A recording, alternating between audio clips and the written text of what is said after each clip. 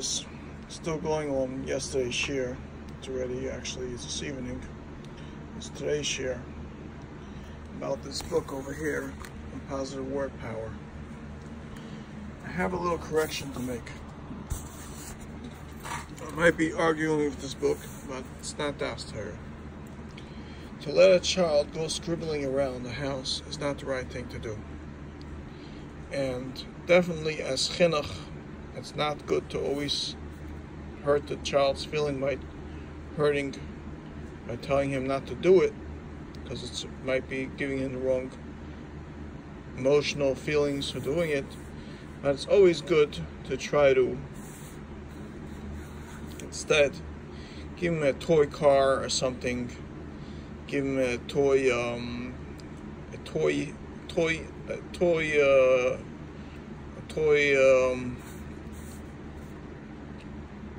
something that's a different attitude to change the child's thing, that not to always try to think that the child is a good artist and that he's such a good artist. He likes to always as we're looking down the house, basically he's such a good artist, he's scribbling all over the walls.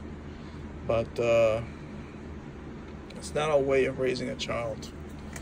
A child has to be disciplined also. And in other words, there's a nice way to do it by just like a person has a habit of basically doing a bad midah, by undoing that midah is doing the opposite of it. And that's how you fight the Yetzer Hara.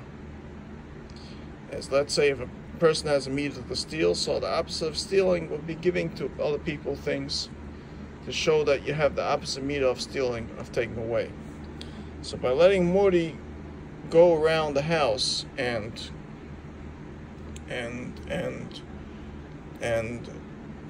taking pens and markers and scribbling all over the wall is not the right thing. The right thing what to do is to try to give actually I would say put something else in his hand.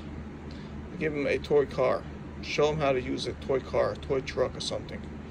To drive around the truck on the floor instead. And take the mark away. Say, I need it. Tell him you need it. You want to draw. It's my turn to draw. And you draw on a paper instead. And showing him eventually how to teach him how to draw only on a paper instead. Because by working on the way of basically letting a child get away with doing the wrong thing by scribbling all over the wall, first of all, you might be a tenant and you might be ruining your landlord's walls. And then you're letting the child get away with hezek, which is treating a child to learn how to be mazik on the world. Letting him get away with it, and instead of explaining him. And the best thing is to always, as the Baal Shem Tov, the Baal Shem Tov would always to try to feed your child what's right, the Torah, whatever you can. So by feeding him the Torah, the right way of doing this would be to give him something else, like a toy truck, or a toy carriage or something to walk around with the house, instead of scribbling all over the walls, because eventually through scribbling he'll be doing a bad midah. Will be doing hezek, and eventually will let the child think that there's nothing wrong with doing hezek or scribbling all over the walls. So I would say is al pi das Torah, you shouldn't, instead of saying that this is another stavarim of telling the child not to scribble all over the wall, but try to substitute him to do something else. Do something else. Like play with a toy, or having him watch a video game, which is the videos not everybody agrees with. It's not so permitted in every single house, but to try to get him to work away from that habit. And eventually, when he grows older, you show him how to draw on a piece of paper. When he has a little bit more of sensitivity of not the scribbling on the walls, which is a very important thing. I want to quote in the shir about what I said in the shir before about another stavarim and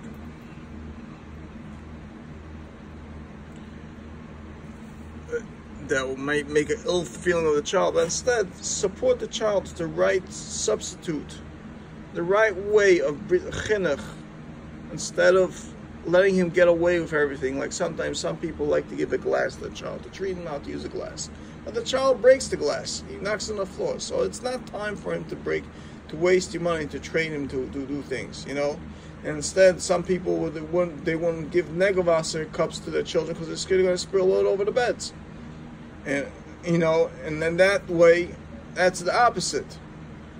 But to give him a cup to have by the table, it's going to break the glass. It might cause a splinter for someone's foot. It might cause hezek. So in a way, I would say, is not the time yet to teach the child, to let him have a pencil scribble all over. A 2-year-old child. I would say al pi chinuch is the best thing would be is to try to give him something which is more towards his age. Give him something, treat him with a car instead, play with a car instead. So he shouldn't come to hezek on someone. Toy car, toy box car. Or to play with a carriage. Instead of having the midah of scribbling all over the walls and doing hezek and having a child get away of thinking something is mutter by doing hezek, it's not the right thing. So that's why I would say a little correction on this shear of the positive wording, even though we're saying a positive word power is basically on trying to think of the positive way of speaking to children, but it's still not the right way just to let the child get away by scribbling all over the wall. So I made a little correction on the shear, and I'll pass it on to everybody else. Have a great day, my dear brothers. It was bothering me. I couldn't go to sleep with just letting this part of the shear being messed up of the day. So I had to make sure I give the right opinion to Al Pidas Torah, what's the right thing to do. Kol tov, my dear brothers. Have a great evening. Have a great night. Kol tov, Atzlacha Rabba. Bye-bye.